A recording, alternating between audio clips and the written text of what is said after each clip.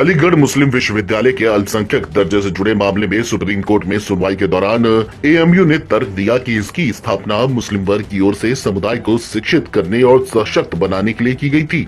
तब सीजीआई ने कहा, क्या मान्यता के बिना आप केवल एक आवरण ही रहेंगे? स्थापना आपको अतीत के क्षण में ले जाती है, जबकि प्रशासन निरंतर कारक है। बता दें कि सुप्रीम कोर्ट ने अलीगढ़ मुस्लिम विश्वविद्यालय के अल्पसंख्यक दर्जे के सबसे विवादित मुद्दे पर सुनवाई शुरू कर दी है। तो केंद्र सरकार ने कहा कि राष्ट्रीय चरित्र को देखते हुए एएमयू अल्पसंख्यक संस्थान नहीं हो सकता है। मीडिया रिपोर्ट्स की माने तो केंद्र ने कोर्ट से कहा है कि एएमयू किसी विशेष धर्म या धार्मिक संप्रदाय का विश्वविद्यालय नहीं है और न ही हो सकता है, क्योंकि कोई भी विश्वविद्यालय जिसे राष्ट्रीय महत्व का संस्थान घोषित कर दिया गया है तो वह अल्पसंख्यक संस्थान नहीं हो सकता है। इसको लेकर के सॉलिसिटर जनरल तुषार मेहता ने सुप्रीम कोर्ट के समक्ष दायर अपनी लिखित दलील में कहा है कि विश्वविद्यालय हमेशा से राष्ट्रीय महत्व का संस्थान रहा है, यहाँ तक कि आजादी से पहले भी और आजादी के बाद भी। वहीं सुप्रीम कोर्ट ने इस मुद्दे पर सुनवाई करते हुए कहा कि कोई शिक्षण संस्थान किसी कानून द्वारा रेगुलेटेड है, सिर्फ इसीलिए उसका अल्पसंख्यक संस्थान का दर्जा समाप्त नहीं किया जा सकता है।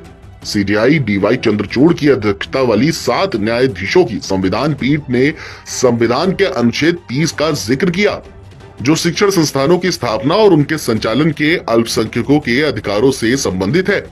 इसके अलावा सुप्रीम कोर्ट ने आगे ये भी कहा कि अनुच्छेद 30 को प्रभावी बनाने के लिए किसी अल्पसंख्यक समूह को इस तरह के दर्जे का दावा करने के लिए स्वतंत्र प्रशासन की जरूरत नहीं है।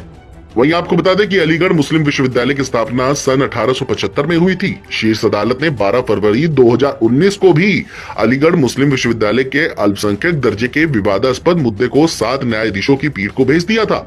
1981 में भी इसी तरह के मामले को संदर्भित किया गया है। बता दें कि एएमयू के अल्पसंख्यक दर्जे का मुद्दा कई दशकों से कानूनी विवाद में फंसा हुआ है। वहीं बीते बुधवार को सुनवाई के दौरान मुख्य न्यायाधीश जस्टिस डीवाई चंद्रचूड़ की 7 सदस्यीय संविधान पीठ ने अनुच्छेद 30 का हवाला देते हुए ये स्पष्ट किया कि चाहे धार्मिक हो या भाषाई, प्रत्येक अल्पसंख्यक को अपनी पसंद के शैक्षणिक संस्थानों की स्थापना और प्रशासन करने का अधिकार होगा। पीठ ने सुनवाई के दूसरे दिन भी यानी गुरुवार को भी एएमयू के वकील राजीव धवन से ये बात कही। उन्होंने कहा कि अनुच्छेद 30 की व्याख्या पर यह बिंदु उठाया है कि अल्पसंख्यक शैक्षणिक संस्थानों की स्थापना और प्रशासन कौन कर सकता है। सीजीआई ने कहा कि मिसाल के लिए कोई भी संस्था भूमि अनुदान के बिना अस्तित्व में नहीं रह सकती। यदि भूमि नहीं मिलती है तो निर्माण नहीं कर सकते, इसलिए अस्तित्व उस पट्टे पर निर्भर है जो आपको सरकार से मिलता है। दूसरा ये कि मौजूदा वक्त में यदि आपको सहायता नहीं मिलती है तो आप काम करने में सक्षम नहीं हो सकते। एएमयू के अल्पसंख्यक दर्जे का विरोध करने वाले जोर दे रहे हैं कि ये सरकार से सहायता पाने वाला केंद्रीय विश्वविद्यालय है, इसीलिए अल्पसंख्यक संस्थान होने का दावा नहीं कर सकता।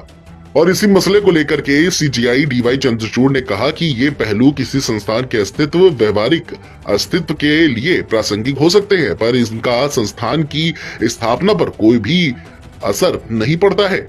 कुल मिलाकर के अलीगढ़ मुस्लिम यूनिवर्सिटी के अल्पसंख्यक दर्जे को लेकर के सुप्रीम कोर्ट ने केंद्र को नसीहत दी है। अब देखना ये होगा कि अल्पसंख्यक का मामला कितना आगे बढ़ता है।